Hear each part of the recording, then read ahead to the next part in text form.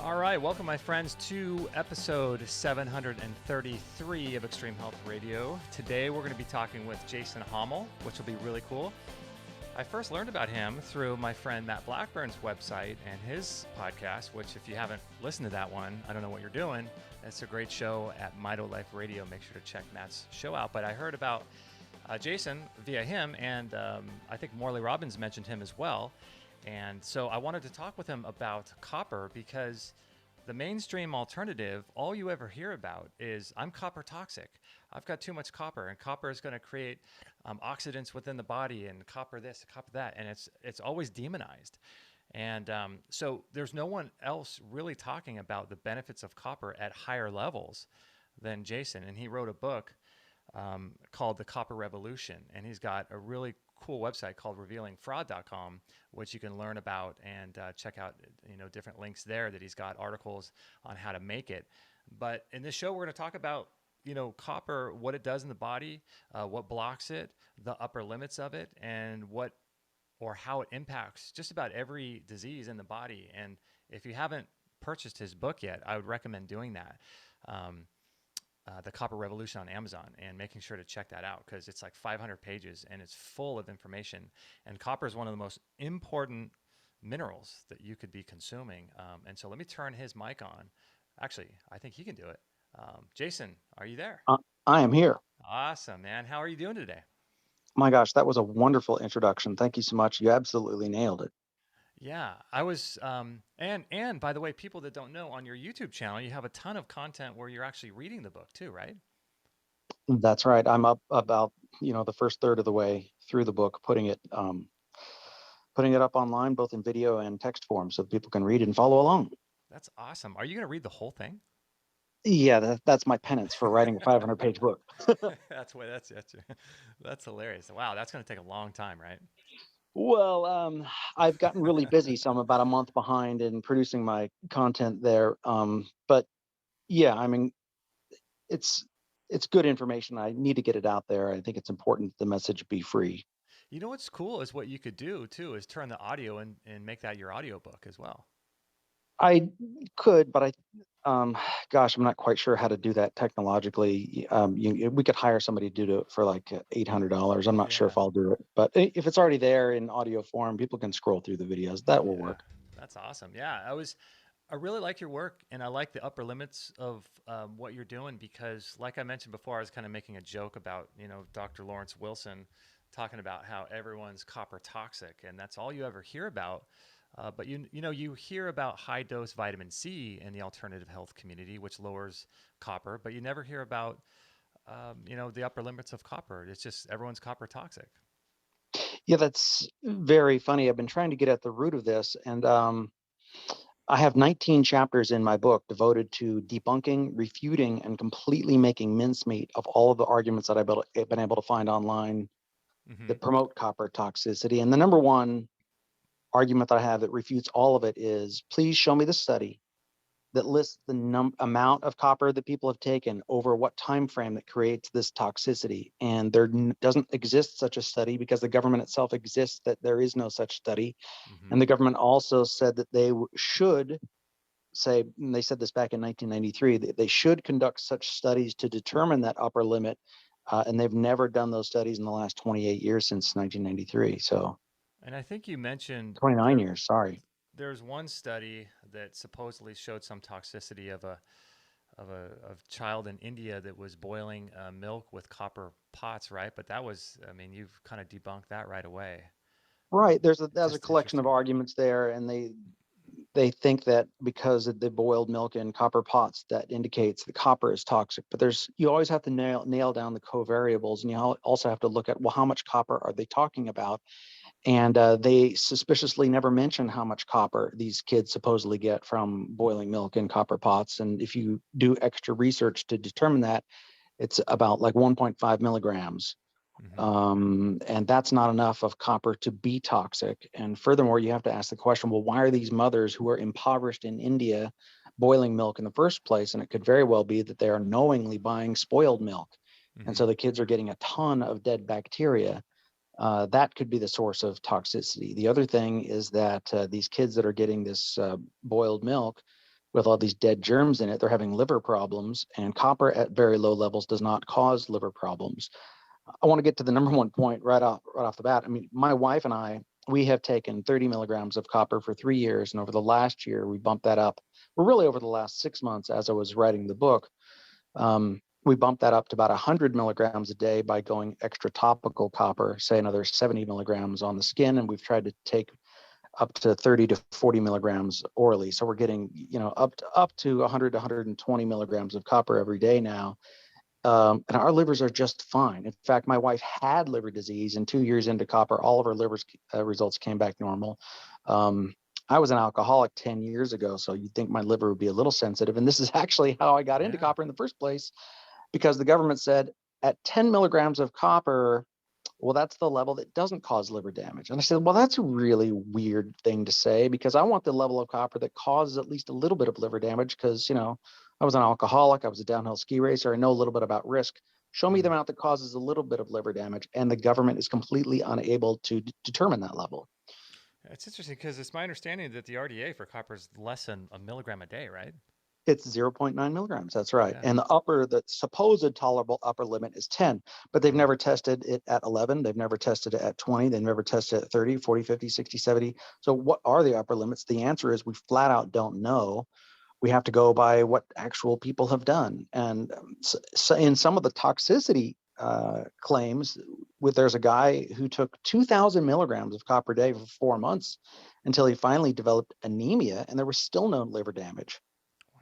I feel like it's one of those things where I know Morley's mentioned this on our show before, where I forget the actual reference, where there's a doctor that was talking about magnesium and the amount of enzymes it actually impacts. And, he kind of half-heartedly said, oh, around 300 enzymes or something. And then when you start getting into the research, you realize that it's 3,751 enzymes out of your 9,000 that Wow. magnesium impacts. It's like 42% of our metabolism runs on magnesium. And it's one of those things where even in the alternative health world, people still say, oh, magnesium, 300 enzymes.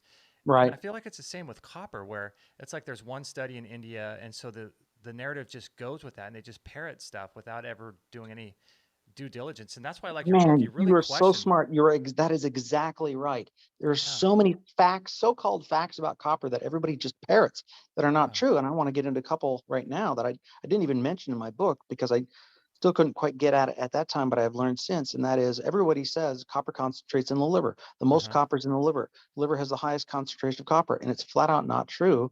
Morley pointed out that half of the copper is in the bone marrow, and I was able to confirm it's about anywhere between half to one third, half to maybe 2/3 of the body's copper will be stored in the bone marrow, and the bone marrow is like maybe half the amount or twice the size of the liver. So not only do you have a larger amount in a larger area, it's also more concentrated Uh-huh. in the bone marrow than it is in the liver. And of course, copper is great for the bones, great for bone strength, detoxing fluoride, building red blood cells, building white blood cells, and that all happens in the bone marrow. Another huge concentration of the body's copper is in the muscles. We have more copper in the muscles than in the liver, but the muscles over a much wider area. We Uh-huh. also have a ton of copper in the brain, where it needs to be, because copper improves the nerves for 15 different ways. So this one little idea that copper concentrates in the liver that we hear all the time, and 90% of the articles on copper is just flat out not true. So I know you're, familiar with Morley, as am I, and I always wondered, and I need to ask him next time he's on the show, that he always talks about how there's like, I forget the ratio of the amount of copper to iron, because most people are focused on the copper to zinc ratios, but he was saying that copper, when it's bioavailable, is the only metal to be able to deal with the oxidative stress caused by iron. And he always makes the analogy where it's like 1 penny of copper regulates like a football field of iron in your body. But so the thing I always wanted to ask him was, why the low amount of copper? Like, why can't we have more than just 1 penny? And I think that's the work that you're doing, and I think that more people need to understand about the higher levels of copper that possibly we should start consuming. So I could throw some numbers out there, and the average person, according to body composition studies done by the government, is that the average person has about 4,400 milligrams of iron in the body, But that's not exactly true, because then maybe that's only in the blood, and we might actually have up to 10 times more copper in the cells that they don't measure. Mm-hmm. And so another good measure from some of the top iron experts that Morley has talked about is that we have about 1 milligram per day of life on the earth is what we sequester and store away. So as a 52-year-old man, my body iron stores could very well be 19,000 milligrams. Mm-hmm. The average person only has 72 to maybe 150 to 200 milligrams of copper in the body. So that's such But it a much smaller amount. And I have theorized but it shouldn't that be that way, right? I have theorized that we could hold up to 2,000 milligrams of copper in the body, just like we hold about 2,300 milligrams of zinc in the average body. And in fact, there is evidence of that. People with Wilson's disease have been able to chelate by taking a chemical copper chelator called penicillamine. Uh-huh. Up to 2,000 milligrams of copper will flush out of the body in 1 day, which is Whoa. very interesting for several reasons, because clearly they're not getting all of it. But that's an indication that we can store that much copper in the body if we're not able to excrete it, and they're not able to excrete it because their enzymes aren't working properly. But and I don't want to get into Wilson's too much, because so very few people have it, and Mm-hmm. everybody who's copper deficient thinks they have it, but it's a super rare disease of like 1 in 200,000 people, and I just don't want to go there. But you're right. The question was, we have a ton of iron, we have very little copper. Copper deficiency is rampant, and it's almost impossible to lower your iron because it bioaccumulates. And Mm-hmm. given those two facts, everybody who's diagnosed with copper or with iron deficiency anemia, because almost all anemia they will say is low iron, is a Mm-hmm. misdiagnosis, because they have no tests, they have no valid tests for determining how much iron's in the body, and there's no valid tests for determining how much copper's in the body. All they have are blood tests, and blood tests are inaccurate and only give a tiny little picture. They only show what's circulating. They don't show what's locked away in the tissues. And copper, if we need copper to get iron mobilizing, so that A, we can excrete it, and B, so that we can get it where it needs to go to make red blood cells, really that's all that matters. If Mm-hmm. you can take copper and make red blood cells, that's the solution to anemia, regardless of how much iron you think you have or don't have, based on false assumptions made by doctors who don't know anything about the minerals. Mm-hmm. Yeah, I don't want to spend too much time on this, but just on a personal level, in terms of I know you're pretty open minded. What do you think is the reason why we can mega dose, high dose IV vitamin C therapies and ascorbic acid and stuff, but copper is demonized? Do you really think there's a plan to?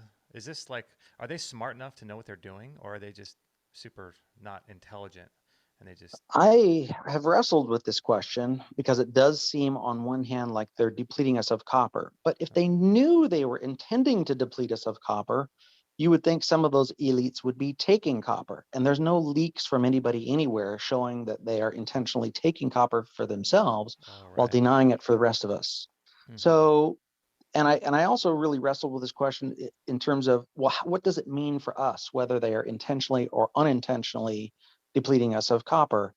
Um, and the answer is, it means nothing, because the bottom line is the same. We need to take copper for ourselves, whether they're, uh, tricking us, or whether they're, you know, Doesn't matter, doing right? things.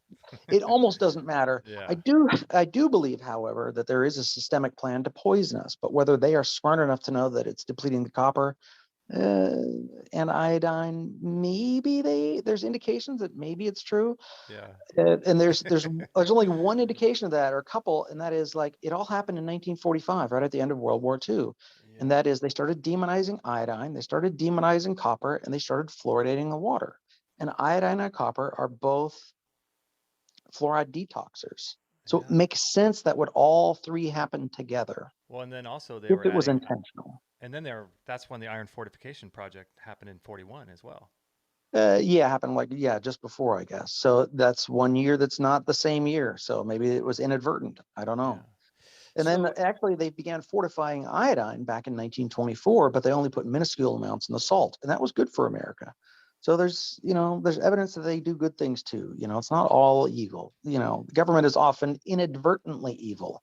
It starts out with good intentions, but they just don't know how it's going to react on the long term. It's good right. intentions to give people money for free, but the bad thing is that it reduces people's economic incentive to work. Hmm. That's part of how free market economics teaches us. In your book, it's really cool. I think it was chapter 3 where you start listing many of the benefits of copper. And when you fully understand like how it's tied to every disease process in terms of there being a lack of it, it gets you really excited. So I was going through it, and man, oh man, like let's just talk about some of the benefits of copper and how it's tied. A lack thereof is a tie, tied to disease. It's amazing. Sure, sure. I really like Morley, how he put his finger on the fact that with copper, we need copper for energy. We need it in our mitochondria because our mitochondria turn oxygen into ATP for energy. And when your body has more energy, your body can do everything better. Hmm. And it could very well be that that is the main key factor that helps copper do everything better, but it does so much more than that. Yes, it makes more red blood cells so we can carry more oxygen to those mitochondria. It also builds collagen for strengthening the body on so many different areas. Like people get hernias or hemorrhoids or connective tissue disorders or weak when you stretch out your muscles instead of being strong in the stretched out position. That's what I really felt in my body. I mean, I've always been stretching and athletic. But I can do now squats with like 95 pounds all the way down and even pull myself down into the bottom position. And I am strong with zero pain. And that would Wow. seemed impossible in my copper deficient, more say normal days of functioning. You know how you're always weaker at the bottom in the squat and Oh in yeah. the stretching part, that's when the pain starts creeping in. Well, now I can squat with 95 pounds. I go all the way to the bottom. I sit there at the bottom for a second or two, crunch down and try to stretch deeper into that position, hold it there for a couple of seconds, and then come back up. That's how I did my last workout. I was doing, I don't know, about 15 or 16 reps. Wow. And it used to be that if I would stretch myself into that position with no weight, I almost couldn't walk the next day. But as I have gotten better and better and progressed and pressed into that, oh my gosh, my joints are so strong now. It's like superhuman. It's on another level. That's amazing. And that copper, or Morley mentions that lysyl oxidase, which is a copper-dependent enzyme that lassos together collagen and elastin to make strong connective tissue. That's copper-dependent. And I think about that anytime people get like skin issues too, like pimples or zits, or they bruise easily. I mean, that's all a copper deficiency, right? It is. Bleeding is copper deficiency. Gosh, it helps heal the nerves in so many different ways. It makes like four more neurotransmitters, acts like a neurotransmitter itself, increases the reuptake of neurotransmitters. These a lot of these mental pills they give people with fluoride in them, they block the neurotransmitter reuptake, thinking more neurotransmitters in between the cell will help. But if we're blocking the reuptake, you need the reuptake. That's how you get differentials so that the nerves work. Copper makes our nerves work better. People report, even the ancients, better insight, better wisdom, clarity of thinking, less trauma. All these are mental conditions uh, that it makes the brain work better. So and I've certainly felt that myself. Do you know? I wonder, being a metal inside the body, I wonder if it has an effect on the voltage gated calcium ion channels of the cell and the voltage, because I know Dr. Jerry Tennant talks a lot about that, and the electrons that are needed to maintain that voltage stability on the cell membrane. Being a metal, I'm sure it impacts that as well. Well, I'm going to go ahead and speculate. And, there's a lot of different voltage gates. There's the potassium and the sodium ion channel. And Hmm. it could very well be that just because they're claiming that these channels will only work with these certain minerals, if copper is deficient in the body, they're not going to see a whole lot of copper going back and forth, even if they could see it on the actual. I mean, a lot of these things will run multiple minerals through. This is kind of how other minerals can get in and gum up the works and wreck things because very often the toxins will find and take the place of where copper is and wreck things. Yeah, it's amazing too because when you think about like in our reductionist sort of Western allopathic mindset, you think, oh, copper does this, copper does that. But what fascinates me is like little things that it does that if it's like a certain system breaks down, the downstream effects of that are just catastrophic. And I remember Morley mentioning that like the enzyme ferroportin is necessary in order to allow iron to leave the cell and to be carried via transferrin, back to the bone marrow and through hemoglobin to deliver oxygen and all this stuff to activate the RES. But if ferroportin doesn't open, iron gets stuck in the cell. And in order for ferroportin to open, copper is necessary for that. And so that's like a downstream process that people don't think about. If iron gets stuck in your cell, there's a whole other set of problems, but all that is copper dependent. It's crazy. Yes, and there's a lot of different antagonists. I have a list of about 7 or 8 of them that I wanted to go over, Please, and yeah. they could explain why so much of us are so copper deficient, and why so many people on the forum on Facebook who are taking copper notice such huge results. I think you know, we're not really becoming superhuman by taking copper, but we're becoming the humans that we were always meant to be. But we're all just so beset by so many things in the body that are lower in copper. Mm. That's why we're also copper deficient. And of course, we're not getting enough in our diets like we used to also. So, what are the main blockers in your research? Well, first of all, gosh, it was less than 100 years ago. I think the average person was getting more like 5 milligrams. You can look at some of the old studies, and they said the average person gets 5 milligrams, 4 to 5 milligrams. Some of the newer studies is 2 to 3 milligrams, and the newest studies, the latest studies over the last 30 years, they say, well, the average person gets 0.6 milligrams. Oh my So we're getting gosh. literally a tenth of the copper that we used to get. But you That's said a huge difference. but you said previously that you didn't really feel an upper limit until you went above 10 milligrams, right? I didn't really feel the tremendous personal benefits until I went above 10. I got a lot of benefits in my 3 to 9 milligram days of supplementation.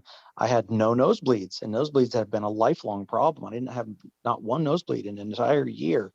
That was so awesome. And it was another lady who clued me in. She was looking for the solution to her bleeding problems. She knew I solved mine, and we went back and forth. And finally, she came back and said, "Well, did you know that copper stops bleeding?" And I said, "No, I didn't know that."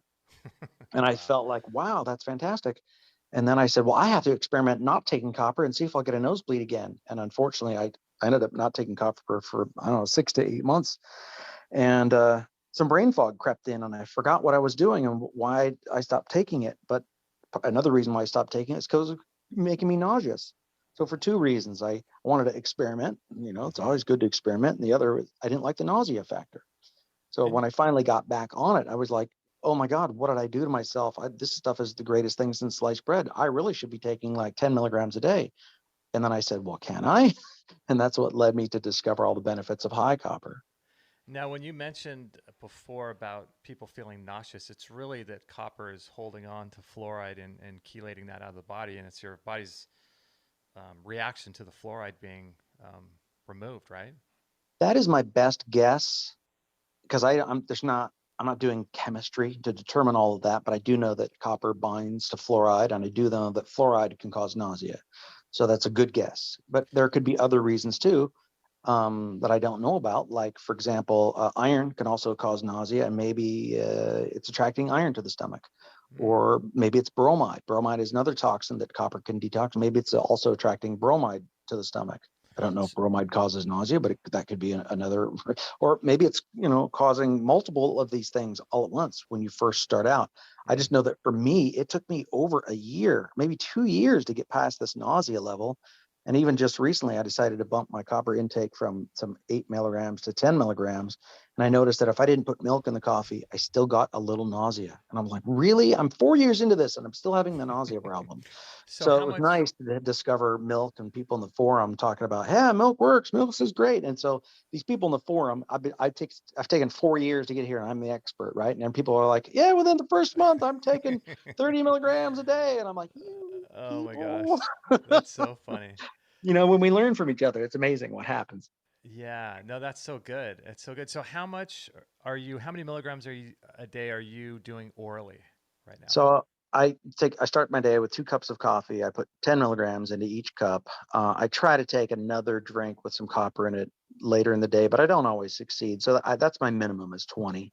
Okay. And like say I try to aim for 7 days a week, applying it topically to my skin, but You know, some days are busier than others, and so I maybe only do it out of 7 days a week. And when I apply it topically, I go literally everywhere of my whole skin, and so that's about 70 milligrams. So 70 plus 20 is roughly, 90, 100 milligrams, depending on how I do.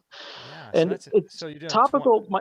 Go ahead. Oh no, sorry. So you're doing 20 around roughly 20 orally in your coffee. And does it affect the flavor or taste of the coffee, or do you seem to do pretty well with that? In the beginning, it was worse, and it felt really horrible at 6 milligrams. And now I don't taste it at all. Interesting. And do you add anything to your coffee, or is it just straight coffee? We add milk because otherwise I'll get a little bit of nausea. Interesting. Well, And I know that. we actually add a lot of minerals to our coffee. We do the iodine on the high iodine protocol with selenium plus our copper, and we also do potassium and boron and MSM sulfur and a bit of sugar and milk. Could you imagine if they offered that at Starbucks or something? That would be so cool. I don't think if they offered that at Starbucks, I think most people would puke it up. I don't think most people could handle it because it's just too much. It took us a long time to work up to that level. Yeah. So, you never know. I remember giving one guy, he never drank water. He was a smoker Hmm. and he was thirsty. He was helping me move and he just was running out of gas and he was dying of thirst. And he's like, how do you keep doing it? I'm like, well, you probably need some water. You never drink water. Try some water with just maybe the tiniest pinch of salt and maybe some MSM sulfur. And these were super small amounts, like not even a tenth of what we put in our coffee. And the guy was puking for the next hour because he was so demineralized because his body couldn't even absorb minerals. And Wow. because he was demineralized, he was dehydrated. So, and because it was toxic, you take something like MSM sulfur, which helps the body start to detox, and he was a smoker, so it just all went bad for him. Oh man. Um, Wild. so the top two leading causes of death are cancer and heart disease. And I know in your book you tackle how copper affects them. So for people that haven't looked at your book yet, how does copper affect those two diseases? That's a great question. So this is a big long answer. I'll try to get through it quick. Cholesterol is associated with heart disease, and copper helps to not just lower cholesterol, but convert cholesterol into the hormones your body wants. Cholesterol is a sterol, otherwise a steroid, Mm-hmm. a precursor. So the body will convert that with copper into DHEA, the master hormone, which the body then needs more copper to convert into things like testosterone, which is super good for the body and Mm-hmm. super healing. The reason why testosterone in bodybuilders, why they like it, is not because it makes muscles big, but because it's a healing factor. So when they break their muscles down in the gym, they can then heal their muscles better with testosterone and do better. I'm not advocating testosterone, but in fact, there's a huge important distinction between natural testosterone or naturally made testosterone, which is made from and with copper, then injecting it. See, most bodybuilders, they die of heart attacks. Mm-hmm. So why isn't testosterone helping them? Well, they've injected the testosterone and they're not getting the copper precursor and they're not getting the cleaning out of the cholesterol. And that's just one factor. Mm-hmm. Some people have theorized the body will have little microbleeds in the blood vessels and that cholesterol is there to plug the holes. Well, copper also stops internal bleeding without creating internal clotting. There's a clotting factor 8 that copper actually lowers, so you have less internal clots, but more actual clotting factors. With more red blood cells, the blood also clots better and carries oxygen better.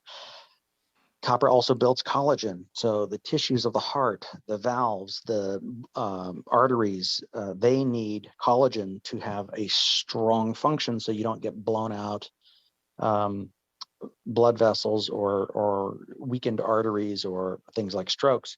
Mm-hmm. Um, the heart as a tissue is very energy intensive, and so you need copper for the energy. You need it for, again, we said, for to convert oxygen to ATP. Well, that's always happening. The heart never rests, so it needs energy not just to pump, but to also repair and rebuild itself. So when the heart is so in fact, there are so many different markers for heart disease. There's a government researcher by the name of Cleve, Leslie Cleve. Mm-hmm. He's probably the most quoted researcher in my book, and he noted in animals that are copper deficient, there are 80 different similar biomarkers to copper deficient animals and humans with heart disease. 80. When you have a Whoa. matching list of 80 things, and I just went over like 3 or 4 of them, you'll see that I don't know anything compared to what Cleve knows. Yeah, I remember hearing that just one beat of your heart requires a billion ATP. So if copper helps make ATP, that's obviously going to help with the energy required to do that and keep that integrity going. You know. That's right. That's right. So, Yeah. and then with regards to cancer, cancer is a bit more controversial. I mean, well, first of all, let me just finish on the heart disease issue. And the big factor is, why don't we know this? How Mm. come the government isn't preaching this on the airwaves all the time? Because they don't have our health interests at heart at all. This is Hmm. a government researcher that they should be trumpeting. And in fact, they try to refute Cleve in some of their copper propaganda articles that are like 400 pages, and they give about 2 lines trying to refute Cleve, who works for the government, by the way. And Wow. they say, well, there was one difference. Okay, so of 81 biomarkers, there were 80 that were similar, and they're going to note one difference and claim that that's a refutation. I'm sorry, that does not refute the 80 similarities. Yeah. That's ridiculous. So the refutation of him is entirely stupid, and that's no reason to not be shouting from the rooftops from all the media everywhere that copper is good for the heart. So if you want something nefarious, proof of nefariousness, I guess that could be it. But again, there's no evidence that these elites are taking copper at the upper levels. We've never heard of that. There's been no leaks. Yeah. Um, Well, the other, so for, and then we get to cancer. Are we ready to get to cancer next? yeah. Please, please. Okay. So cancer, the issue with copper is controversial, and they're saying that copper could cause cancer because copper is good at helping to make new blood vessels. Hmm. Now, making new blood vessels is great because obviously, if you're a bodybuilder and you're going to do high pumping 20 rep sets, you're going to want new blood vessels. You see the bodybuilders, their blood vessels are pumped out. That's mostly from the testosterone, not and from the pumping, not. But that's a good thing. We need circulation, right? Improving circulation is a good thing. But Hmm. they claim that cancer cells are fed by blood vessels, and then therefore copper could cause cancer because copper increases blood vessels. And I countered that with just a simple thought experiment. I said, we never hear about blood cancers, and we never hear about cancer in the fingertips. There's a ton of blood vessels. We never hear about cancers of the heart. That almost never happens. And a nurse practitioner last week told me, Jason, you're absolutely right. We never hear of cancers caused by blood. That's ridiculous. Hmm. Cancer can be spread throughout the body by the bloodstream, but the bloodstream is not the source of killing you. Your bloodstream is that the Bible says the blood is where the life is, and that's what heals you. So Hmm. almost anything you can do to increase your blood supply is going to be healing, whether Hmm. it's going into the sauna or mild exercise or walking. That's always healing. So they have a very poor mechanism of action to try to blame copper. And a lot of independent cancer researchers have shown that cancer is often there to heal us and entrap toxins, or cancer is actually a fungal trying to get rid of dead tissue or toxins or whatever. Hmm. And copper, we know, is both antifungal and antitoxin. In fact, there's at least 5 different enzymes that we know of where the copper helps increase those enzymes that detoxify us. And I think 3 of the most powerful are ceruloplasmin, Hmm. which Morley says is a great detox, trying to take his word for it, and superoxide dismutase, which detoxes all of your chemical and plastic and pharmaceutical toxins. Superoxide dismutase, also, you also need zinc for that. Hmm. And then the other one is metallothionein, which is an interesting one because you need zinc and selenium and sulfur to make metallothionein, which also detoxes mercury. Mm. And in fact, that's the same mechanism that allows zinc to lower copper. Is that with more zinc, in fact, if you take too much zinc, your body will make so much metallothionein that you can cause a copper deficiency, because that will carry out copper as well.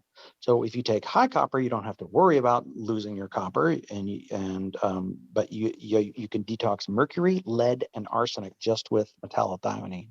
Yeah, and I think Morley mentions that it can bind up copper 1,000 times more than zinc does, right? That metallothionein enzyme, I right? don't think it selectively goes after copper, but yes, if it does it 1,000 times more than zinc, and I trust Morley on that. But the point is, you need copper to make it. So Hmm. um, And it's actually another argument for why copper is itself is not toxic, because copper carries with it its own detoxification mechanism. Because you need copper to make metallothionein, which then detoxes copper. In other words, as the body gets good at detoxing copper, it also detoxes your mercury, your lead, your arsenic, and a bunch of other stuff.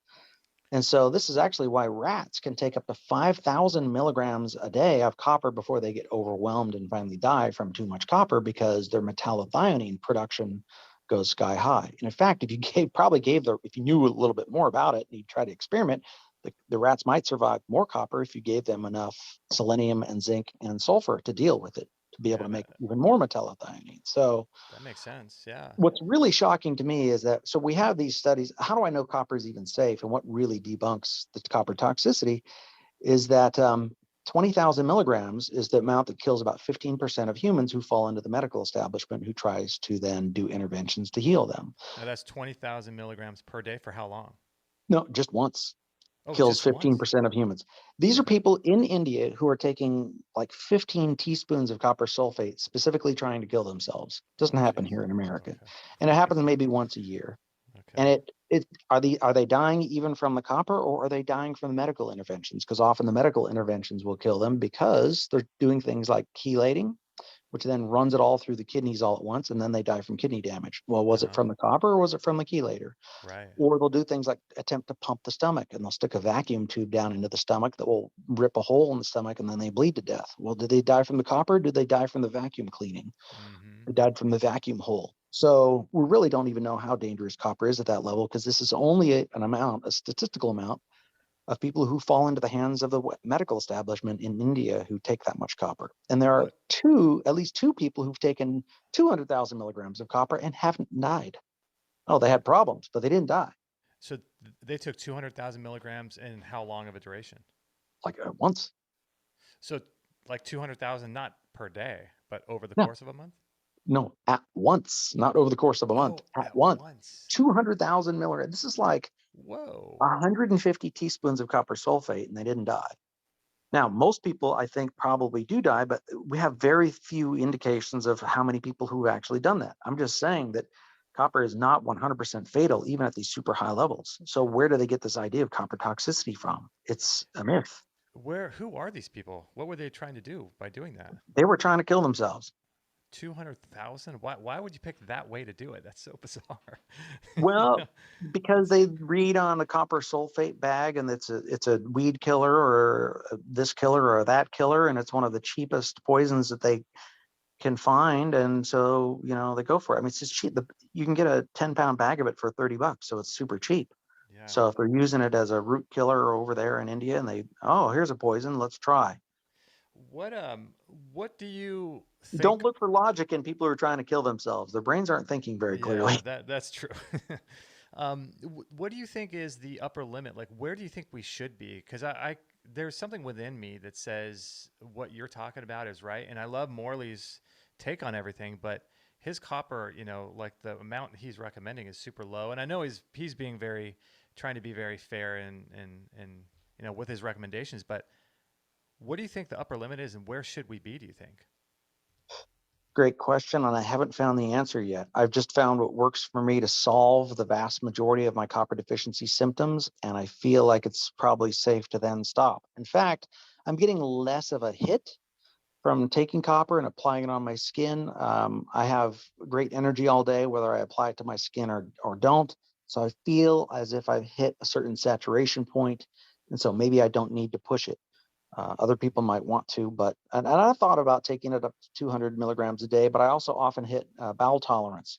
They Mm, say take vitamin C to bowel tolerance or magnesium to bowel tolerance. We all know what that means. mm-hmm. Why not take copper to bowel tolerance? Copper, again, comes with its own safety net, because if you take too much, you're going to lose your electrolytes anyway, because it comes out in the bowels.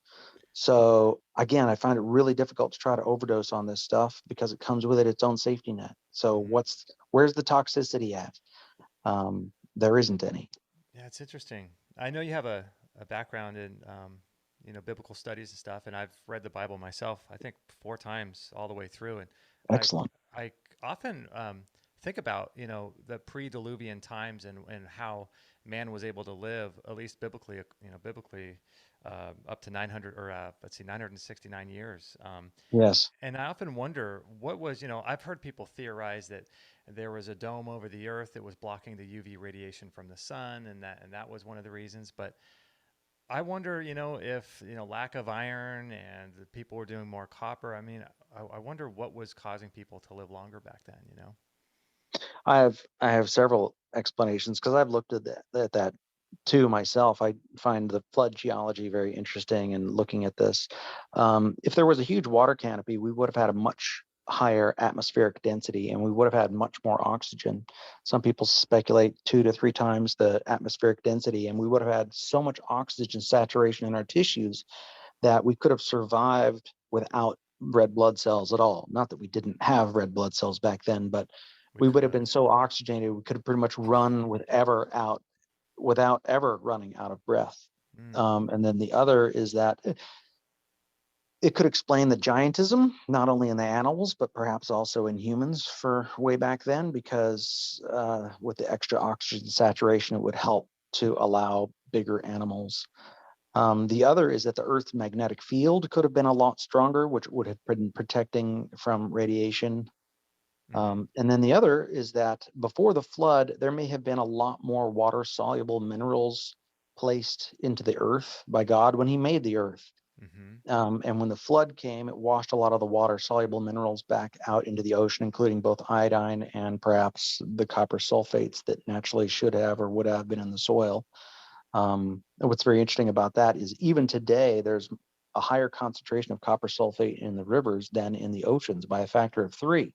mm, And it doesn't appear that it could possibly be that way. Why isn't it concentrating in the oceans? But copper sulfate, when it hits magnesium, the sulfur jumps off of the copper and goes to the magnesium, mm-hmm, which would leave the copper ion by itself, which would then could precipitate out and follow the ocean floor.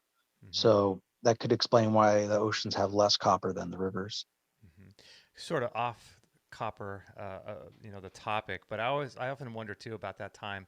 Was like middle age extended back then when someone was living 900 years, or was someone like a baby for like 300 years? You know what I mean? Like I often wonder, how did the aging process work back then, I and know, right? never Like, know. like, like, did people get gray hair by the time they were 800 or 700? Like, is 800 years like an 80-year-old today or something Yeah, like that?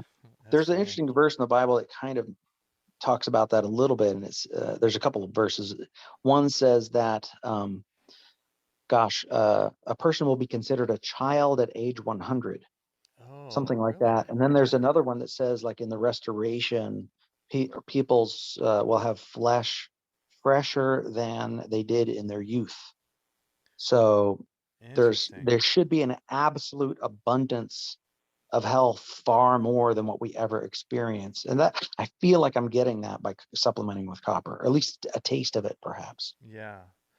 So when you mentioned the copper sulfate, are there any dangers to applying? Because a lot of people, I do this. I'll apply magnesium chloride to my skin. Is there a danger in combining those two, or not? Well, I have read that if you mix copper sulfate with magnesium chloride, again, you could create a heat generating reaction. And wouldn't want to burn your skin, but Hmm. um, that's a possibility. I've never tested it. Yeah. Well, it's interesting too because just I mean the complexity of copper that it runs, like we did a show with Morley, how it runs your entire immune system, and just it's so complex in what it does. And I feel like with all the research in your 500 plus page book, we still probably don't even really know much about how it actually works. It's such a powerful mineral, and it's just I feel like it should be the foundation of everyone's health, and yet it's never really promoted at all. Right. Well, I think human beings are naturally scared of the government, and our government has been telling us it's dangerous, and we get a lot of misinformation from that. And in fact, there's an interesting statistic that the government put out that said 80% of us are copper deficient. And yet we have the copper toxicity guys talking about how 80% of us are copper toxic. Well, Oh, it can't be both. Yeah. It can't be both. Why is this the same thing? And I've also found that 80% of us are copper, 80% of us are copper dysregulated. Mm. So if you think about it, when one person writes, we're all 80% of us are deficient, and I want to explore that for just a minute. They're saying that basically 80% of us get less than 2/3 of the zero point 0.9 RDA. In other Mhm. words, 80% of people are getting 0.6 milligrams of Mhm. copper. And they also determined that at 0.58, which is really close to 0.6, at Mhm. 0.58, 80% of women develop copper deficiency symptoms. So they've run it backwards and forwards, showing that 80% of us are deficient. But if someone takes that statistic and then says 80% of us are copper dysregulated, and then Mhm. someone else comes along and only reads the 80% copper dysregulated with the bias of dysregulated means copper toxicity, they'll say 80% of us are copper toxic. It's crazy. It's like the old telephone game where the message gets distorted the more you Yeah. repeat it. Yeah, it's wild. Do you think there's been a I've read that there's an 80% copper loss in our soils since the early 50s. Yeah, that makes sense. Have you looked into that, or is that true? That makes sense. That could explain why we're only getting 0.6 milligrams of it rather than 5 milligrams per person, let's say 50 to 100 years ago. Part of Mm-hmm. that could be the, what do they call it, the NPK fertilizers or whatever that, Mm-hmm. and also glyphosate. I looked into glyphosate. Glyphosate is a copper chelator, which Mm-hmm. means that glyphosate binds to the copper in such a way that the plants can't use it. So the reason why glyphosate might be killing plants is because it might be preventing the plants from getting hold of and using copper. Mm-hmm. Yeah, I know Morley talks about how, or I think it was Stephanie Seneff talks about how it chelates copper down to a pH of 1, but I don't necessarily fully understand what that means. Do you know what that I, means? I don't quite get that either. It could be that when it's chelated, it changes its pH Yeah. in the chelated form because the pH has changed. It makes it more acidic. pH of 1, that's more acidic. And I think normally copper is acidic, but not that much acidic. Have you run up against a lot of? I know you mentioned on Matt's show about how you had a troll in your forum, and do you get a lot of people pushing back because the mainstream narrative, mainstream alternative health narrative, is copper is toxic? Do you get a lot of pushback? So far, it was really just that one troll. That's actually been a very, very amazing how well received our message has been. And some people are saying, Jason, you might be convincing Morley to be more accepting of copper than he used to be. Yeah, I'm like, well, that's cool. yeah. Morley and I talk. We've each written a book on copper. They came out months apart. He Mm-hmm. spent 4 years working on his book. I spent over a year working on my book. I've actually been into copper for 4 years. I've written a bunch of essays on it. Mm-hmm. So we kind of came at it from different angles simultaneously. We're still both reading each other's books at the present time, and we talk back and forth. I share him a study, he shares with me a study. So, learning doesn't happen overnight. It slowly grows, even among people like him and me. And he's very busy, and I'm very busy. So I'm pouring through his book a little slowly. I What do have to you? admit, I'm on page 70. Yeah, yeah. I know. Making my way through it as well. Um, What are your thoughts about his points about ceruloplasmin and how it expresses itself in 24 different ways, and it's got 1,066 amino acids tied to it, and this is all bioavailable copper. Um, what do you think about his thoughts on that? I think he knows more about ceruloplasmin than I do. In fact, when I got to that section in my book about things that can help and hurt ceruloplasmin, I quoted Morley, his starts Mm, and stop guide, mm-hmm, and linked to him and said, because his start and stop guide was out there on a web page quoted by somebody else. I'm mm-hmm, like, this is great information. I've seen it before. And I then went through each and every point. And I basically agree with Morley on about 95% of it. mm-hmm. Um, and there's just a couple little things we have a little bit of disagreements on that where I like to take higher amounts of some of these minerals than he does. I take higher amounts of copper, I take higher amounts of boron, I take higher amounts of iodine. He believes in a more conservative approach. Mm-hmm. He's significantly older than me, so he Mm-hmm. likes to liken himself to the 007 and of Yeah. copper, and I'm the Rambo of copper because I'm hitting it hard and strong. Yeah. So, to your knowledge, is there anyone else that's sort of pushing the upper limits of copper and seeing what it'll do? Do you know? Oh my God, there was a guy in my group who said, I've been detoxing fluoride for 20 years. I'm going to be fine. Uh-huh. And he decided to just go ahead and take a full 1/8 teaspoon of the crystals without diluting them, like we talk about, which Whoa. I told him, dude, that's 220 milligrams. And he goes, oops. And he had to deal with nausea for about an hour. And then the next day he said, I feel like Superman. I am so strong in the gym. My muscles are in, just aren't even getting fatigued at all. It's incredible. And I'm like, dude, you did that first day. What the hell? Oh my You know, gosh. Wow. there was another bodybuilder guy in my forum who gave me a testimonial for the book. His name is Tim. I'll just use his first name. Mm-hmm. And he applied topical copper every day in greater amounts than my wife and I did. And he inspired her and me to go ahead and apply more to our skin on a daily basis too, because he was getting such great results. I'm like, he's surviving. There's my book is says all indications are it's a go. There's really no evidence for copper toxicity at all. Let's do this. And my wife said, okay, let's do it. And we got significantly increased benefits by applying copper to our skin. For me, it was I noticed it specifically in the feet. I have flat feet. I like to sprint for um, athletics and staying fit. It's Mm-hmm. great, and my feet didn't hurt at all after the first couple of days of applying copper. It was wonderful. I couldn't believe it. Such a huge change. Have you had your blood tested or done any of that to look at the blood work and see the differences? Morley has encouraged me to take the full Monty panel, which is Uh-huh. like a $240 deal, Mm-hmm. and I told him that I would seriously consider it, and I still am. Yeah, that's cool. That would be I, really I interesting to probably see. will. There are some indications that are interesting. I expect my ferritin to be higher because I believe that the high copper that I'm taking is mobilizing the iron. And if it's Uh-huh. mobilizing the iron, it mobilizes through the ferritin. Mm-hmm. Doesn't necessarily mean that I am high iron. If the ferritin is high, that's simply a protein that mobilizes the iron. You can actually use ferritin to excrete the copper. That's a thing. I showed Morley there was this one study where they gave the rats an equivalent of 25 milligrams of copper a day. For a human equivalent, it would be as if we took 25 milligrams of copper. They put it in their water. And they were able to reverse all of the high symptoms of the high copper they induced by giving the rats a bunch of iron. They reversed the high iron problems by taking copper. So Mm-hmm. I expect my ferritin would be high there. What else? But I don't really put much credence into a lot of those blood tests because you can have high copper in the blood while being copper deficient. So the Mm-hmm. blood doesn't tell you where your body stores are at. And Right. pregnant women, their blood goes up 100% for the purpose of the baby. And inflammation will raise copper in the blood because your body is trying to mobilize that copper to heal.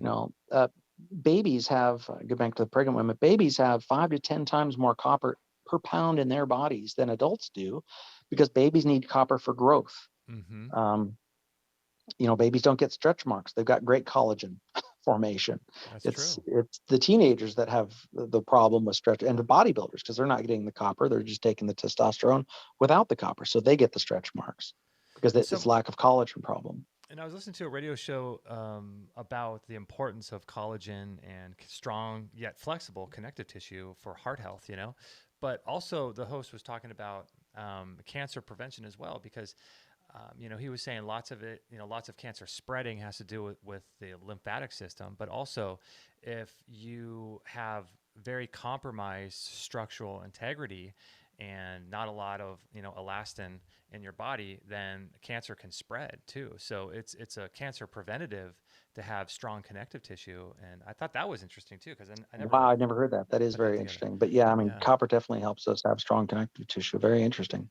Yeah, yeah, it's fascinating. I just think it's so funny and interesting that you can do like high dose ascorbic acid, which causes ceruloplasmin to fold incorrectly and And disables tank copper atoms and your and copper level. survive it. Yeah, you Yeah. can do it and survive it, but it's heavily promoted in the natural cancer clinics and stuff. But no one ever talks about doing high dose copper, and if you do, you're demonized. It's just so bizarre. Well, first of all, I don't even think that they know that they are causing copper deficiency with their uh, high vitamin C advocacy. Mm-hmm. In fact, if you look at the vitamin C advocates themselves, or the modern day descendants of those guys in the orthomolecular world, the journal, it's Dr. Andrew Saul. I've read his. I really wanted to see what his take on that was because he's the current high vitamin C expert, the Yeah. descendant of the Abram Hoffer and the Linus Paulings of the world, right? So he basically flat out said, and this is almost a direct quote from my memory, he said, if vitamin C lowered our minerals, we'd be dead. That was his sole refutation of it. And that's Interesting. just so wild because, you know, chronic copper deficiency does kill people, according to my book, because it literally results in every single major form of death that we all die from. Sepsis is like the third highest common form of death, and it's a blood infection. And copper heals infections because copper kills germs on contact. Plus, it increases our white blood cell counts so that we can fight the infection. So, I mean, not even iodine will do that. So, Mm. um, yeah, I mean, every little thing. So, I mean, we are dying from. So he's totally refuted with that statement. And yeah, I mean, he himself is not dead, and he's taken it a lot, but we don't know how much he's suffering from copper deficiency unless he tells us. But one Right. of the symptoms is white hair, and Andrew Saul has utterly bleached white hair. Mm-hmm. Mm-hmm. I think he's suffering from copper deficiency. It's obvious, Mm-hmm. but he can't hear that because he literally has co-written books with Abram Hoffer, and Abram Hoffer worked with Carl Pfeiffer, and Carl Pfeiffer and Abram Hoffer, these guys both, you dropped me right into it.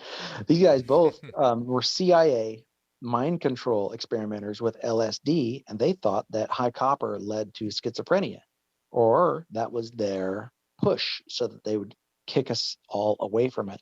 They try to demonize it. They have since been discredited by other people. Schizophrenia is not caused by high copper, but some people still think so to this day. Mm-hmm. Mm-hmm. Yeah, and I find it's really interesting too that people, have a difficult time changing their opinion and their mind if they've either written books on it or they have a large ego or maybe they sell a supplement too. It's difficult. You That's know. true. So I'm not selling a supplement. I want to get that clear. I'm not Yeah. selling a supplement at all because it's so cheap. You can buy a 1 pound bag of copper sulfate for $5 that will last you 20 years, and it will cost you 3 cents a month. So why do I need to sell it? There's already sellers out there, and you can make it yourself. I plan to give away the book for free so that the message will spread. We live in an age of censorship and disinformation, and they think the only way to counter that is to provide a free, effective message that people can easily grab onto and spread. Mm-hmm. I think that's more important than anything else. Were there any aspects of health or people's diseases, for example, that surprised you in terms of how copper affects it, like autoimmune diseases, or were there things you were surprised when you learned how copper There were affects us? two that really surprised me, and that's when you begin your initial research and you read that the people who take the copper at these super high levels and that they die from either liver damage or kidney damage. I was thinking that, well, clearly copper is going to really be great, probably for everything except for the liver and the kidneys, of course, Mm-hmm. because that's my bias. And that's the government's bias. It's why it said its upper limit at 10. And I'm thinking, well, maybe I am skirting with a little bit of liver damage, probably, maybe. But then I decided to really look into those for the sake of the book, because people do die from liver disease. There's hepatitis, right? Mm-hmm. And kidney disease. Those are things. They're real. And I looked into it, and it turns out that copper deficiency is worse for you than the copper excess. And we still don't know whether or not 100 milligrams of copper or 200 milligrams or 400 milligrams is better for the kidney than not, because nobody's tested these multi-hundred milligram levels in anybody. The Mm-hmm. government said that they would, but they never did. And I don't think they provide money to researchers to be able to research it. So if you want another, potential nefarious act, there it is. But so I have a chapter on the liver damage in my book. And if 90% of all liver damage is from hepatitis C, well, what is that? That's, a virus, and copper's antiviral. So it should help that. Another Mm-hmm. one is fatty liver disease. It's an entirely different deal. And copper actually cures that. In fact, my wife had fatty liver disease, and she cured it on copper. Right.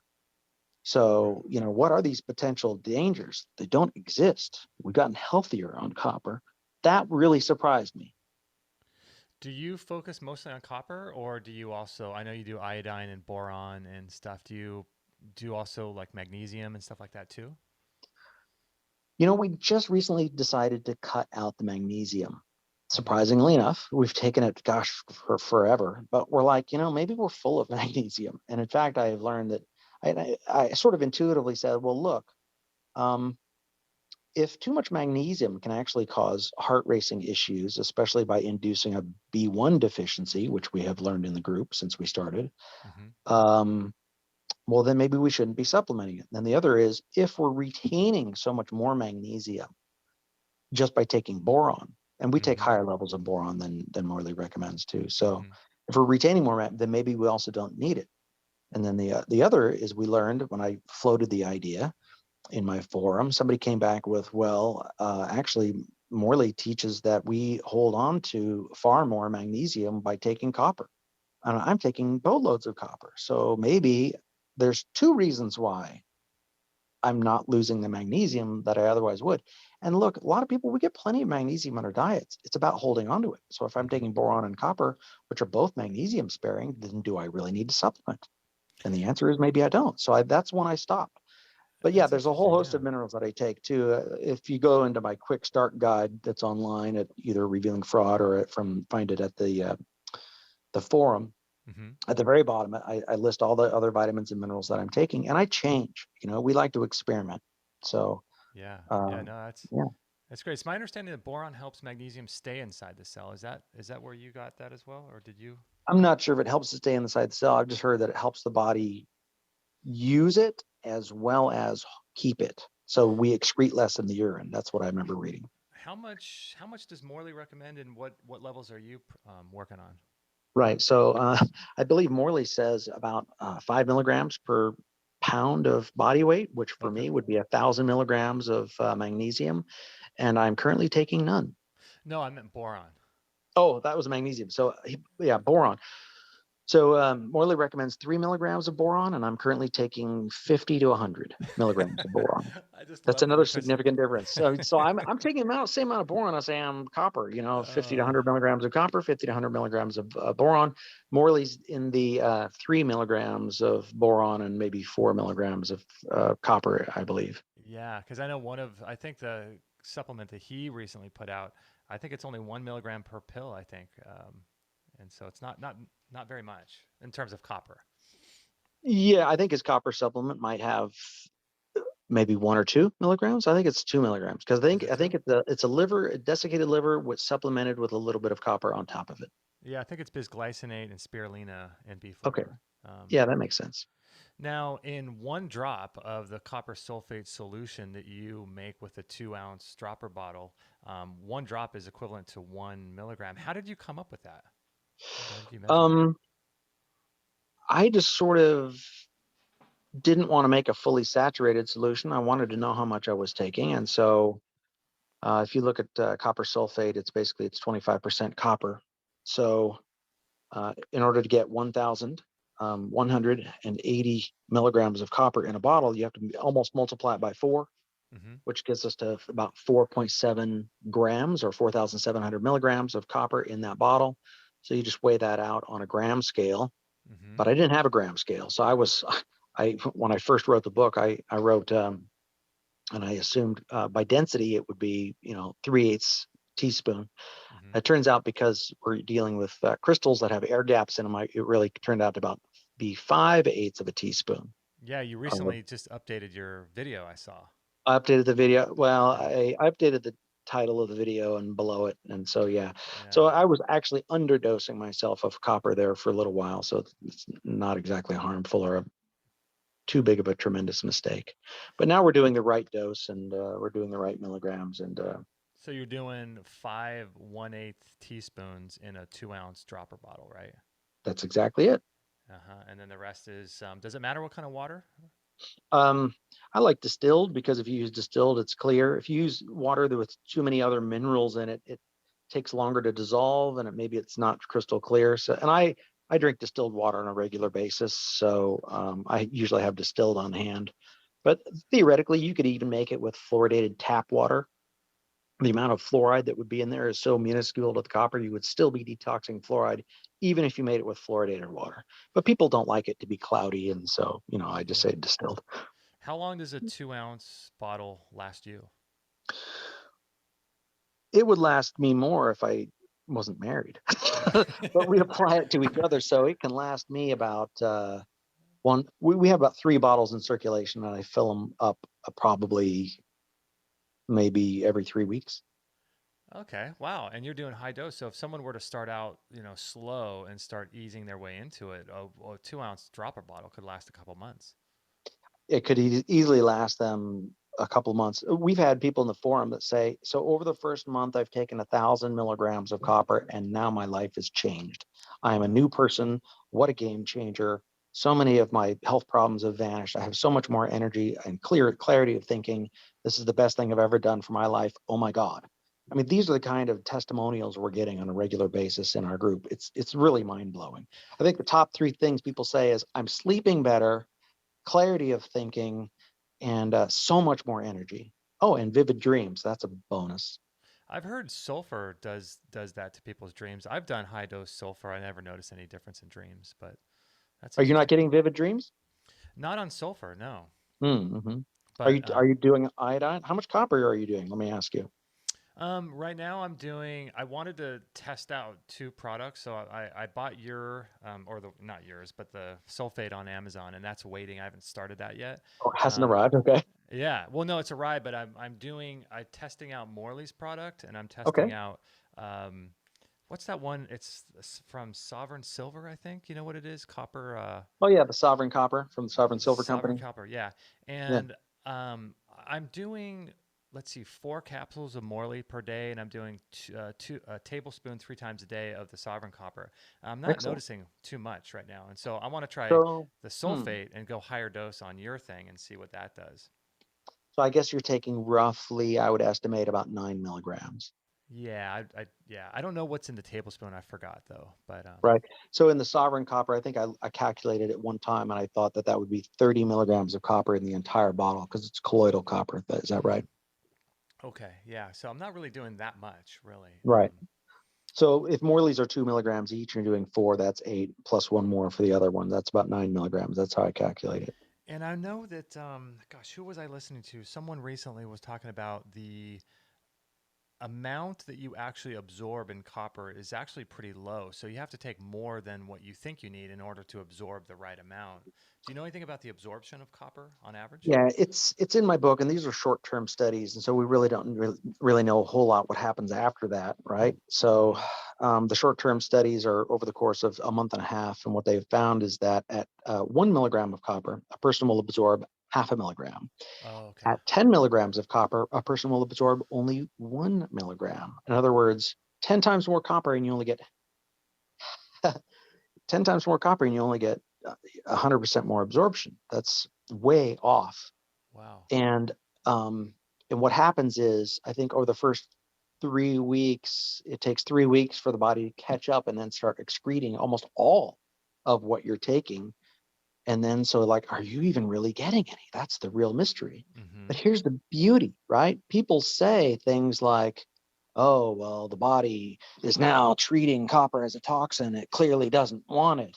Hmm. Well, does the body treat water as a toxin because it excretes so easily? Does the body treat iodine as a toxin because it excretes so easily? Does the body treat B vitamins as a toxin because they are excreting so easily? Hmm. Everything that's excreted easily is a wonderful detoxifier because it's going to carry everything else out with it. Hmm. I mean, copper is a wonderful detoxifying agent and couldn't possibly be toxic because it never builds up. This is proof that it's not a toxin. They have it all backwards. In other words, liars have to lie and their lies don't even make sense. Do we know how copper impacts like intestinal flora? That's a great question. My gosh, how did you know to go there? Well, I Um, just was thinking about absorption, and my first thought with it was if it increases your body's ability to make ATP and energy to absorb your food, I would imagine it also increases your intestinal permeability to be able to, make sure your intestinal lining is secure. But then I started thinking about flora, and I wonder how copper affects that. so most of the copper is excreted through the gut. And in fact, it goes into the liver, it comes out through the bile, and then right back into the gut again, probably 90% of it. We do lose some copper in the sweat. You can lose up to 1 milligram a day in the sweat. In fact, you can become copper deficient just by sweating. And when you're Hmm. then copper deficient, you'll sweat even more. So it's a sort of a weird imbalance that will keep you deficient. Oh, But interesting. But that would happen mostly to, say, football players or intense athletes. And I was one, and I was probably copper deficient in my days too. Mm-hmm. But I think just as we absorb more percentage copper when we have lower intakes, we might also absorb more copper when our bodies are copper deficient, which kind of explains why we can kind of hang on for such a long time before we finally succumb to all these diseases and death from copper deficiency. Mm-hmm. Um, and I think I'm done. Do you think that I'm thinking about people that have terminal illness, and I'm not going to use the C word, um, You're in. but if someone had some extra cells growing and knowing what you know, I would imagine copper would be at the heart of a protocol to either prevent something like that from happening, or if you do had some extra cells growing, to use it as a foundation, right? I think the body. So yeah, that's the other thing is that some these are often called metabolic disorders. Well, Mm-hmm. copper increases your metabolism because it increases your energy production right in the mitochondria. So anything that's going to make you feel better like that is definitely going to help. And when copper heals you in probably about 100 different ways, how could that be possibly be harmful, especially when there's no evidence of toxicity other than people who misconstrue and lie about studies?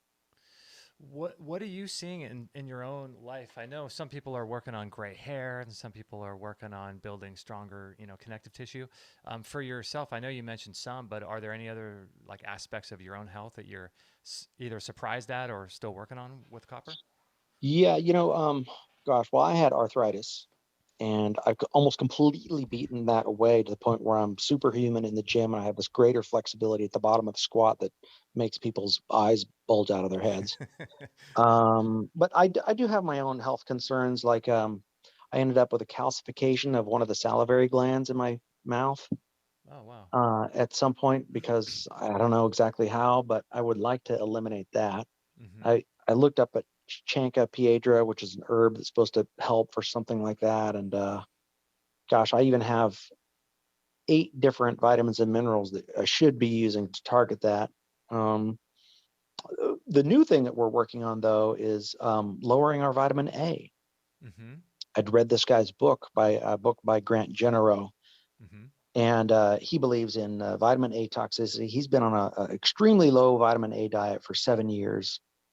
I just am finishing his book right now. A lot of very compelling evidence that the vast majority of inflammation diseases are from excess vitamin A buildup, which creates too much retinoic acid, which acts as an acid and destroys tissues. And our bodies have to do things like mobilize calcium in order to buffer it. Mm-hmm. And so literally destroys all of our skin, all of our skins of our organs, our muscles. It causes Alzheimer's, causes every single bit of inflammation disease. And all of his symptoms that he's listing in his book, since I just wrote the book on copper deficiency and copper, I'm like, these are all an exact mimic of copper deficiency. I'm flabbergasted, from diabetes to heart disease to cancers to all of these MS and inflammatory conditions and Alzheimer's and autism and everything, eczema. I really couldn't believe it because, I mean, gosh, copper is even historically used to cure ulcers and skin rashes. So it's just an absolute mirror image, Hmm. and I couldn't believe it. And Do you but know if if you'll he's notice, making? the retinoic acid dissolves collagen, and copper builds collagen. It's all these opposites. It's incredible. So, I wonder if and he's as health making. nuts, Is he making any distinction between retinol palmitate and which of the retinoic acids concern vitamin A? Like, is he he making a literally distinction? makes the important point over and over again that it flat out doesn't matter if it's uh, any form of vitamin A, whether it's from cinnamon that looks like a vitamin A, or poison oak that looks like a vitamin A, or whether it's a synthetic vitamin A, or whether it's beta carotene. It's all the same. It all gets processed into retinoic acid on the way out. And if our body's liver and fat stores fill up with retinoic acid, it then comes out in the skin, creating all of these inflammation diseases. In the brain, inflammation in the pancreas creates diabetes. Copper fixes diabetes. Copper resensitizes us to insulin. It's a mirror image on absolutely everything, blowing my mind. Hmm. So look, we regularly have been eating sweet potatoes, and we regularly drink milk and have eggs. We generally speaking don't have any problems, but we had these tiny little red bump inflammation things come out occasionally here and there. My wife, when she'd have a sweet potato, she'd have like sort of a redness around her neck. I'm like, I don't know. You mean you've been working hard all day, baby? Is that fluoride coming out? I don't know what the deal is.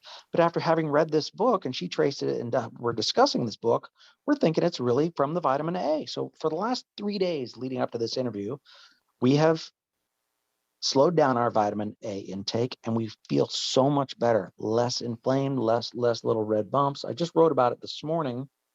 So, I mean, yeah, it's a thing. And It's there's only about interesting. another, say, 1,000 people following this little rabbit hole. Yeah, And I we think, had Dr. Garrett Smith on the show years oh, ago. really? Yeah, we had Years him on the ago. show.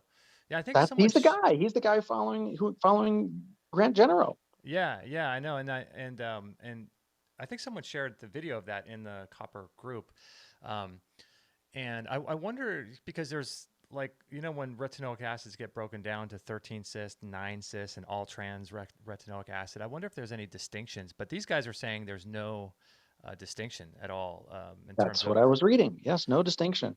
He wow. doesn't even distinction. He says, look, you should even avoid cinnamon because it looks too much like a retinoic acid molecule.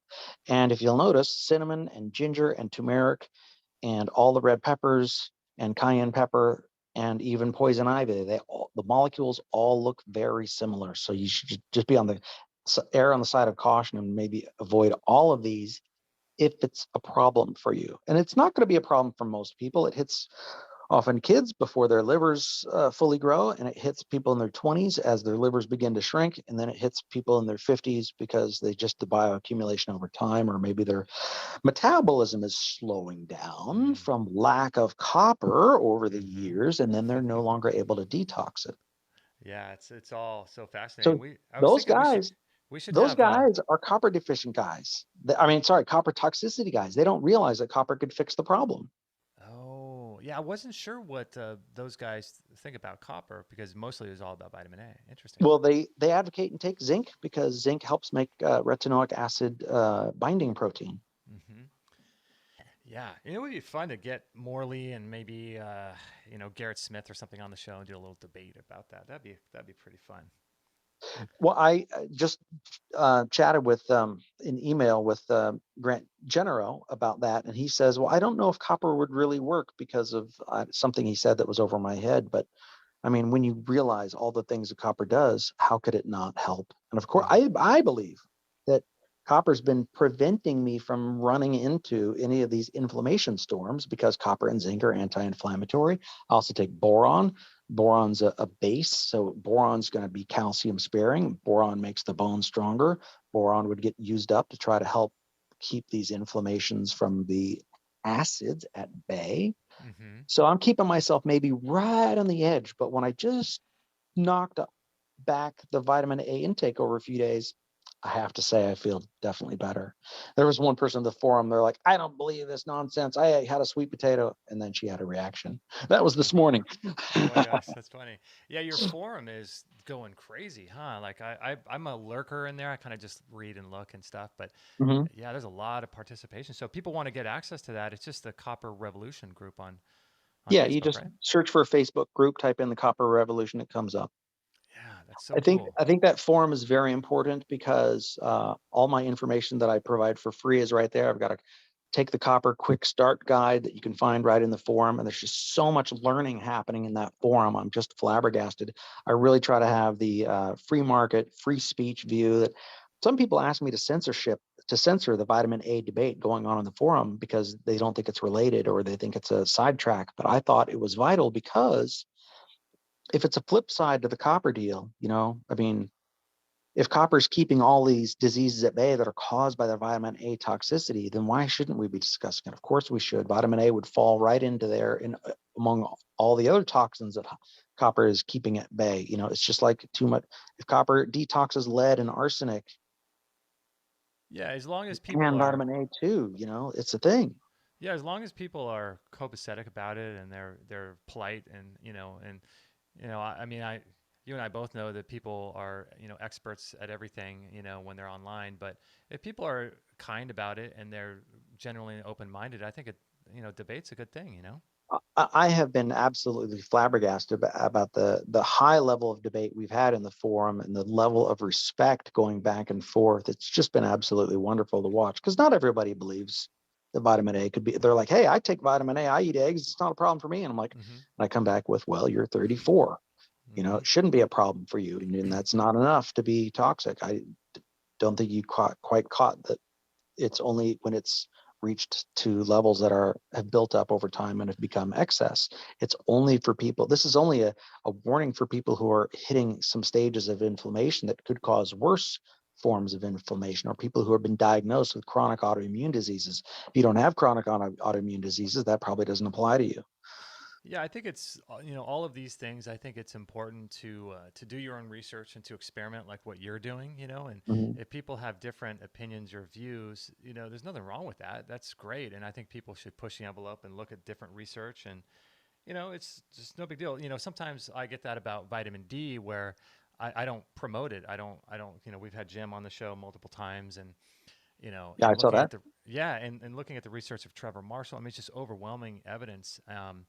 But people get so triggered by that kind of stuff, and I just think that, you know, like, Well, I can see why people get triggered because I know a lot of people are going to find benefits from initially taking vitamin D because vitamin D makes them feel better or makes diseases go away in the short term. But in the long term, as you know, if you've dug into it like I have, right, I think the big point about vitamin D, and I convinced a guy in our forum who was one of our leading experts. I said, "Well, what does vitamin D do for you?"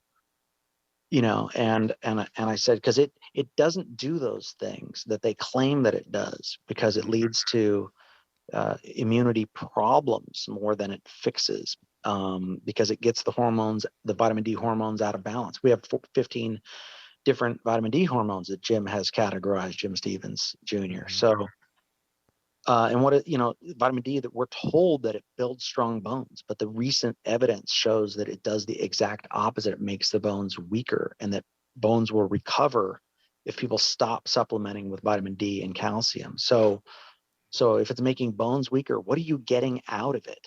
And mm-hmm. and that forced him to look into it deeper, and he changed his mind. That's awesome. Maybe he It changed his really mind is. because he's taking copper. Well, He's he open said he had. minded. Well, I know, right? The copper makes our brains work better, and he was able to. He's like, this is really hard to eat humble crow pie. I'm going on the crow pie diet, and Yeah, people in the other countries are like, what is he talking about? Is he actually eating crow now? What's going on? I'm that's like, funny. it's an expression. He's saying that he was wrong. That's what it means. And people are like, oh, that's interesting and cool. I thought he was actually eating crow.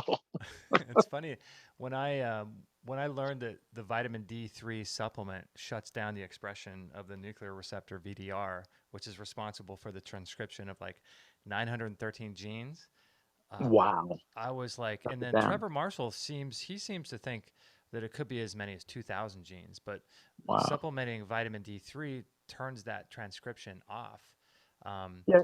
and And when I it's learned important to that, I was, reiterate that it's not the sunlight and making natural D that's the problem. And in fact, it's yeah, important to realize and point out, very few people do, that with more copper, our bodies make more melanin tan, which probably helps us make more vitamin D.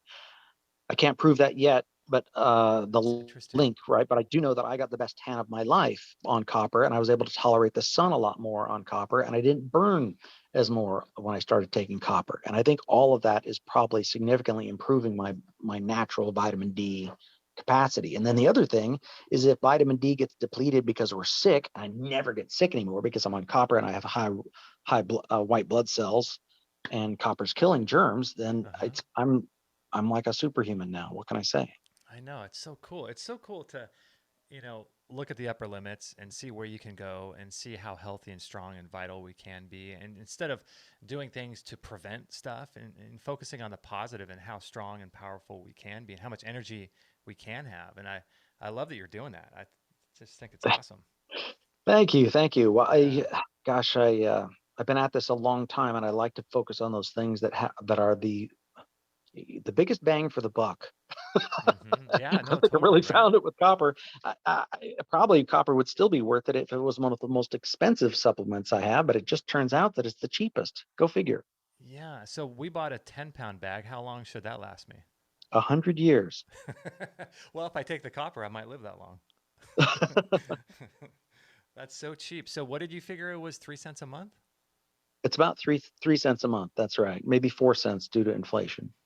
So I would recommend anyone listening to this, you can do this on. So first of all, I think what people should do is go to the Facebook group and join there. If you don't have Facebook, go to his website, revealingfraud.com, and find out where to get on your quick start guide. You have a link to it on Amazon, and buy the copper. And for $20, what did you say? 100 years that would last me?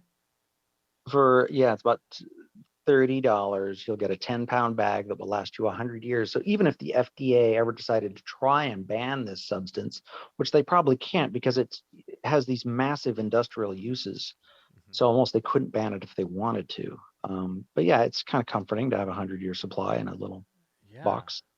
So I mismanaged the timing of this, and I'm really bummed. I just found out now that all of our great questions that we had are gone because I put them in Instagram stories, Oh, and the story's gone. The story lasts for 24 hours, and I thought I timed it right, but I lost all those questions. So we may have to do this again and go through, maybe just do a Q&A or something. well, you did read through some of them. So if you want to grab them from your memory, your memory will probably work better than you give it credit for. So if you want to just keep going and Well, I remember go off two of memory. offhand. One Okay, is let's go with those. one is from our mutual friend Matt Blackburn from MitoLife. Have you Excellent. researched the ATP 7A or ATP 7B gene, which is a copper transporter that allows copper to get into, I think, or it uses retinol, I believe. Um, Hmm. and I'm just wondering, or he was wondering if you looked into those two genes at all. I haven't specifically seen that retinol helps to fix those particular porters in the genes. Each of those genes is responsible for a different, very rare genetic disorder. They call them genetic disorders. I think one is actually a genetic disorder that's people are often born with. They could be copper deficiency inherited Mm-hmm. disorders because we're all copper deficient. And very often, after the third and fourth generation of copper deficiency, people begin to lose their capacity to utilize copper. And this is a good argument that he's asking because he's a pro retinol guy and he's a young guy too. So he can probably get away with taking more retinol as a supplement than older guys like me. If my body is totally full of it, I really don't need any more. My Mm-hmm. body might have a multi-year supply of retinol in my body, in which case I don't need to supplement. Mm-hmm. Um, I'm not saying that retinol won't work for what he is saying. I haven't particularly seen that we need retinol in order to put copper into the to load it into the ceruloplasmin, like they're saying, Yeah, I think the argument is that it's the 13 cis that's responsible for that. or loading it. Okay. Yeah, for loading it. But interesting. And then the other question I remember was using it on your garden. Do you have any thoughts on that? And the soils, maybe? So there's a really interesting, very, very interesting argument, viewpoint, or explanation, and that is for organic produce, yes, people can use copper sulfate as an antifungal and as a fertilizer, right? Uh-huh. Plants need it. In fact, they use it in what's called a Bordeaux mixture, which is in French wines. So they put it on the grapes because it prevents people from actually stealing the grapes, which is what they originally intended it for. Mm-hmm. Um, but it also is an antifungal because fungus will come in and destroy the grape crop too. In America, we unfortunately often put fluoride on grapes as an antifungal, and fluoride is a horrible neurotoxin, and copper detoxes that. But Yeah. this explains this thing called the French diet paradox, because the French have a very high fat diet, but they have very low incidence of heart disease. And how is that possible? Because it runs contrary to everything we know about heart disease. But if in Mm-hmm. their French wines, they can get the equivalent of a half a milligram to a full milligram per bottle of French wine of copper Mm-hmm. because it's sprayed on the grapes. So that could be enough copper over a lifetime to keep and prevent heart disease at bay from their high fat diets. And high fat and high cholesterol diets do indeed block copper. But if the average American is getting zero point 0.6 milligrams and the average Frenchman is getting, say, 1.6 milligrams or more, Mm-hmm. that could be enough to explain and offset the difference. That's interesting. That's fascinating. Um, What was the other question that I remembered someone asked? Gosh, there were so many of them. I wish I'd saved them. I don't know how you. All I right. have to figure out how to do that. Um, You, this was an absolutely fantastic interview. You covered so much and we covered it yeah. so fast.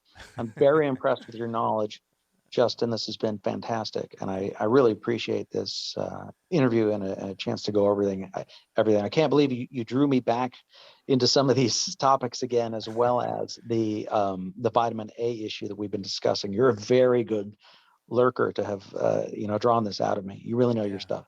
Thank you. Thank you very much. Yeah, and you know what? I'll do. Perhaps we can do another one, and we'll do just maybe a Q and A if that's something that sounds interesting to you. Sure. I'd be That'd be happy to. cool.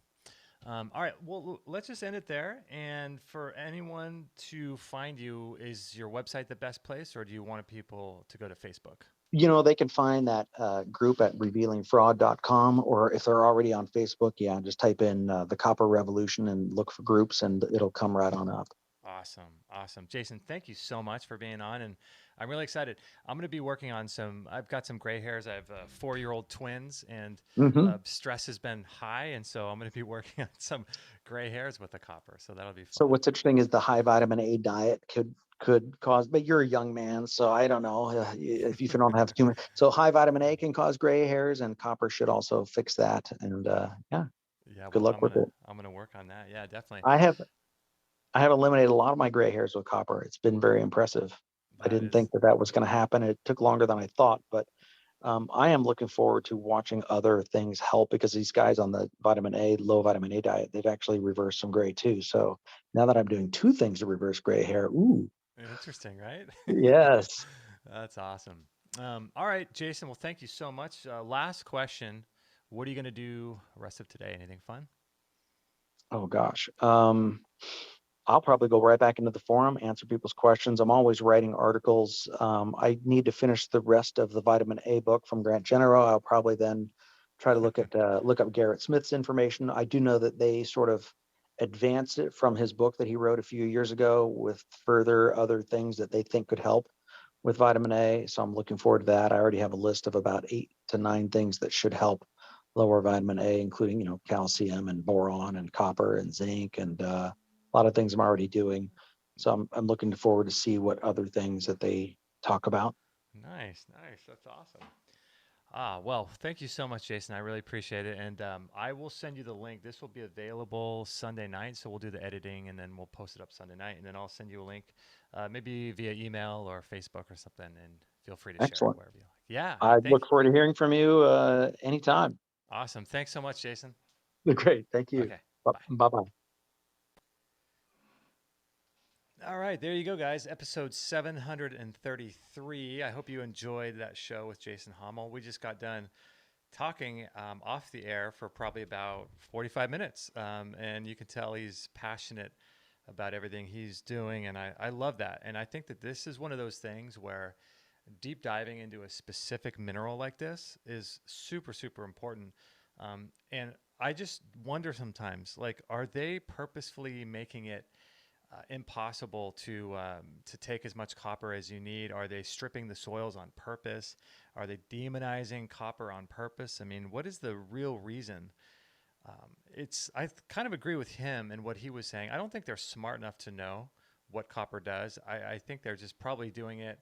I don't know, for some other reason, but because they know it's healthy and that's about it. But I like what Jason's doing. And one of the things I was explaining to him off the air is I just love how he's pushing the upper limits and doing things to see how strong and see how robust and how much energy we can have and how healthy we can be, instead of doing things to prevent disease. One of the things I wanted to ask him too, I forgot to ask him, was about non-native EMF and its relationship to copper being a metal inside the body, and how because I know that magnesium is a great buffer to being exposed to Wi-Fi radiation and things like that, as well as molecular hydrogen and some of these other antioxidants, and copper being an antioxidant, especially if it's in that key protein ceruloplasmin, would imagine act the same way. And that's why I sort of asked him about the voltage gated calcium ion channels of the cell, and so Yeah, I hope you enjoyed that show. That was really cool. If you want to support him, go to his website, revealingfraud.com. I'll put links to that as well as to his Facebook group at extremehealthradio.com/733. And if you want to support, what we do, I would really appreciate that.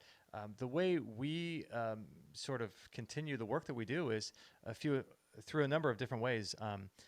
If you are a regular purchaser on Amazon, we have a link at the bottom of our homepage, Extreme Health Radio, and you can just simply click on that link. It takes you to Amazon. Nothing changes for you.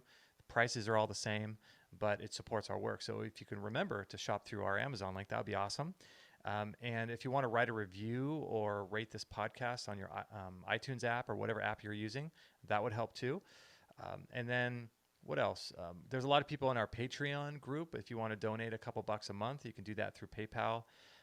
But the biggest way is for you guys to purchase any of the products on our store, biochargeme.com.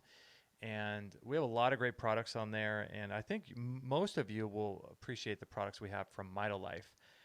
And those are some great products supplements that we sell, that we click to. And whenever you use our code EHR15, that allows you to get a discount and for us to receive a commission. And that's how we stay in business. And that's how we, keep doing our show and